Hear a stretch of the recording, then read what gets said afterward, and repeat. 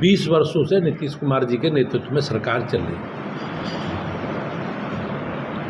हम दोबारा जनादेश की प्रतीक्षा में चुनाव लड़ रहे हैं।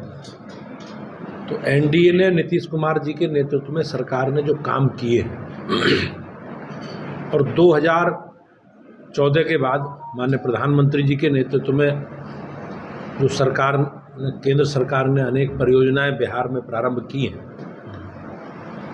उन सारे विषयों को लेकर पूरा अपना लेखा जोखा रिपोर्ट कार्ड लेकर भारतीय जनता पार्टी और एनडीए के कार्यकर्ता हम लगातार जनसंपर्क कर रहे हैं। और मुझे विश्वास है कि बिहार की जनता उस जंगल राज को भी भूली नहीं है जो 1990 से 2005 तक जिस प्रकार से जातीय दंगे हुए, नरसंहार हुए और बड़ी संख्या में लोगों को जान माल की हानि हुई।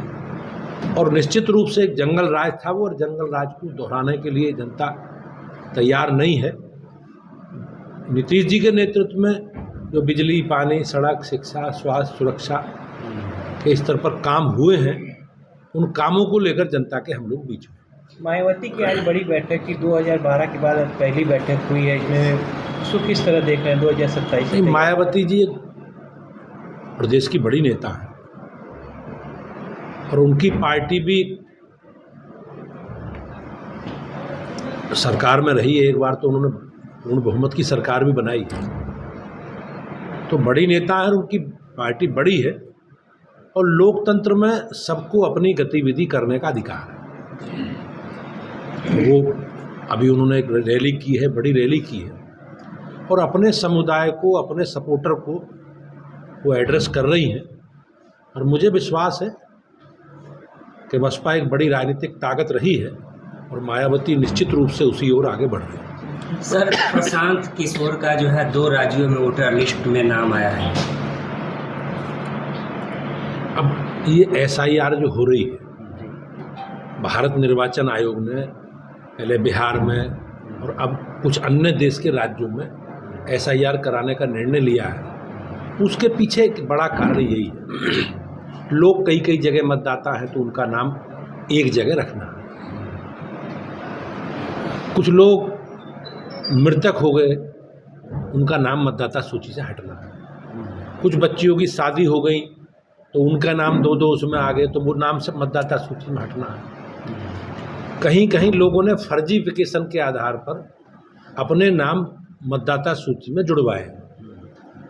तो इस प्रकार के मतदाता सूची फेयर हो और परीक्षण करके उनके प्रमाणों की जांच करके एक फेयर मतदाता सूची बनेगी जिसमें हम सबको पारदर्शी व्यवस्था के साथ मतदान करने का अधिकार हो। सर, बिहार चुनाव में सर राहुल गांधी की एंट्री हो गई है, क्या इस पे एनडीए में कुछ असर दिखेगा? अब आपने देखा होगा राहुल गांधी जी ने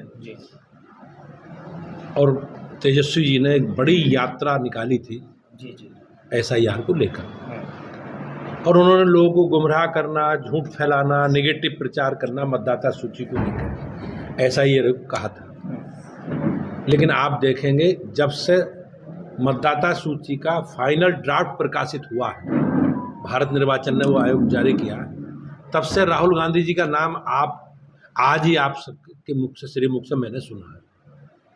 तो ये लोग विपक्ष के लोग हैं, इनका एजेंडा नेगेटिव है, नकारात्मक है और लोगों को भ्रम फैलाकर समाज को जाति, भाषा के नाम पर बांटकर और एक समाज के बड़े तबके पर अनिश्चितता का भय का माहौल पैदा करके कांग्रेस पार्टी और ये लोग वोट का एजेंडा चलाते रहे। लेकिन अब जनता सजग है और जनता अपने अधिकारों के और अपने मुद्दों के लिए सजग है और इस प्रकार के बहकावे में अब देश की या बिहार की जनता आने वाली नहीं है। उन्होंने ये कह दिया कि बिहार में बिहारियों की भविष्य नहीं है। अब जितने भी लोग चुनाव लड़ रहे हैं एनडीए के या जितने लोग काम कर रहे हैं नीतीश जी के नेतृत्व में, मुझे ऐसा लगता नहीं कि भारतीय जनता पार्टी का, एनडीए का या किसी दल का कोई प्रत्याशी बाहर ही हो। सब एनडीए के लोग या सभी दलों के लोग बिहार से मतदाता सूची में उनके नाम अंकित हैं, इसलिए वो प्रत्याशी विधानसभा का चुनाव लड़ रहे हैं। जैसा मैंने कहा कि उनका एजेंडा नकारात्मक है और लोगों में भ्रम फैलाकर, लोगों में समाज को जाति, भाषा, क्षेत्र के नाम पर बांटकर राजनीति करने का जो उनका एजेंडा है, वो बिहार की जनता निश्चित रूप से पहले भी नकार चुकी है और आगे भविष्य में भी नकार देगी। सर 25 नवंबर को अयोध्या में भव्य झंडे का आयोजन किया गया है, लगाया जाएगा और वहाँ पे अखिलेश यादव उसके पहले लगातार अयोध्या पर बयानबाजी कर रहे हैं दिया को लेकर, दीपोत्सव को लेकर, इस पर आपको क्या? समाजवादी पार्टी वही समाजवादी पार्टी है जिसने अयोध्या में निहत्थे कार सेवकों पर गोली चलवाई, उनका नरसंहार करा। समाजवादी पार्टी वही समाजवादी पार्टी है जिन्होंने आतंकवादियों के मुकदमे वापस लिए। समाजवादी पार्टी वही पार्टी है जिन्होंने संभल में जिलाधिकारी पर कातिलाना हमला हुआ, उन्हें बहुत जान माल नुकसान हुआ और उन्हें मृत अवस्था में छोड़ गए लोग, और बाद में सरकार ने मुकदमे वापस ले लिए। तो ये लोग हमेशा सनातन के प्रति जो उनका दृष्टिकोण है, हिंदू धर्म के प्रति, समाज के प्रति, हमारे धार्मिक ग्रंथों के प्रति, साधु संतों के प्रति जिस प्रकार की इनका दृष्टिकोण है, ये सब जग जाहिर है। लेकिन भारतीय जनता पार्टी हमारी सरकार है, हमेशा अपनी परंपरा, आस्था, विरासत, परंपरा और संस्कृति के आधार पर हम लोग शासन चला रहे हैं। हमारा कोई छुपा एजेंडा नहीं है। हमने अपने घोषणा पत्र में देश की जनता ने हमें जनादेश दिया कि भारतीय जनता पार्टी की सरकार आएगी तो मंदिर निर्माण का मार्ग प्रशस्त करेंगे।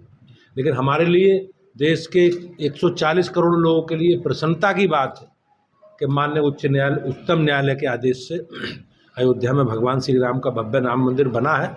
और जहाँ तक ध्वजा पताका लहराने वाला विषय है, स्थापित करने वाला विषय है, हमारे लिए गर्व की बात है। पूरा प्रदेश और पूरी अयोध्या और पूरे सनातन को मानने वाले प्रधानमंत्री जी का स्वागत करने तैयार है। सर ओवैसी ने बोला कि मोहम्मद का बेटा डिप्टी सीएम नहीं बन सकता। अब उनका किस परिप्रेक्ष्य में, लेकिन उन्होंने जो विषय रखा है जी, उन्होंने अपने समाज को एड्रेस करते हुए ये विषय रखा होगा जिसकी वोट बैंक की वो राजनीति करते हैं। अब ये जवाब राहुल गांधी जी को, तेजस्वी यादव जी को दे रहा है कि वो इतने बड़े वर्ग को केवल अपना पिछलग्गू बनाना चाहते हैं, वो इतने बड़े समाज को केवल एक नकारात्मक एजेंडे से भयभीत करके वोट बैंक के रूप में देखते हैं। तो ये सच्चाई कहीं ना कहीं उनके बयान से उजागर होती है कि कांग्रेस पार्टी या महागठबंधन मुस्लिम समाज के लोगों को, अल्पसंख्यकों को केवल वोट बैंक के रूप में देखती है और वोट बैंक के रूप में देखकर वो अपनी योजनाएं बनाती हैं। एक भय का वातावरण पैदा करके एक नकारात्मक एजेंडा चलाकर वो एजेंडा सेट करते रहे हैं। लेकिन मुझे विश्वास है कि अब हम लोग सजग हैं, देश के सभी नागरिक और इस प्रकार के बहकावे में आने वाले नहीं। सर यूपी में 6वां जिला बनने जा रहा है, कल्याण सिंह नगर नाम से चर्चा है, इसकी कवायद भी तेज मीडिया में के माध्यम से मैंने सुना है अभी, लेकिन मुझे इसकी अधिकृत कोई जानकारी अभी नहीं है। बिहार में महागठबंधन ने भी अपना घोषणा पत्र जारी कर दिया है, कह रहे हैं कि जैसा मैंने कहा, हम किसी के गठबंधन के घोषणा पत्र के बारे में कुछ नहीं। हमारा कहना ये है कि भारतीय जनता पार्टी और एनडीए के जो घोषणा पत्र में, जो संकल्प पत्र में हमने विषय कहे हैं, जो बातें कही हैं, हमने पहले भी पूरे किए हैं और भविष्य में भी जो बातें सरकार ने कही है सरकार पूरे करेगी। ये लोग मान चुके हैं कि हमारी सरकार नहीं आ रही, तो इस प्रकार से अनावश्यक झूठे सच्चे वादे कर रहे हैं और ये केवल झूठ का पोटली है इनकी, और इस झूठ की पोटली को बिहार की जनता कई बार देख चुकी है। अजय जी, एक सवाल, अभी खेती का धन्यवाद। कल दिशा की बैठक हुई और सपा सांसद ने कहा कि आप अधिकारी मनमाना अपना रवैया अपना रहे हैं, सुन नहीं रहे, क्या कहना है?